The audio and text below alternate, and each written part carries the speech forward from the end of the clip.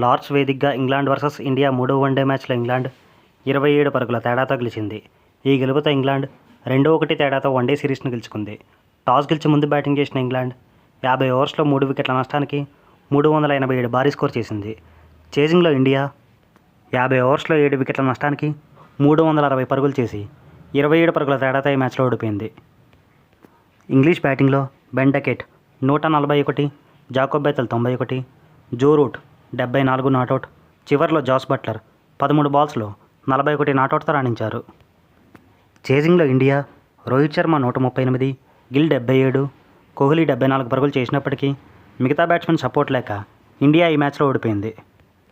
England బౌలింగ్లో Sam Curran 4, Adil Rashid, Jacob Bethell, Jofra Archer ఒక్కొక్క wicket దక్కించుకున్నారు. మ్యాన్ ఆఫ్ ది మ్యాచ్గా Jacob Bethell, man of the సిరీస్గా Joe Root నిలిచారు.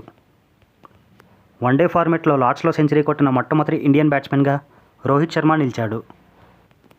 దీంతో ఇంగ్లాండ్తో వైట్ బాల్ టూర్ సమాప్తం. Thanks for watching.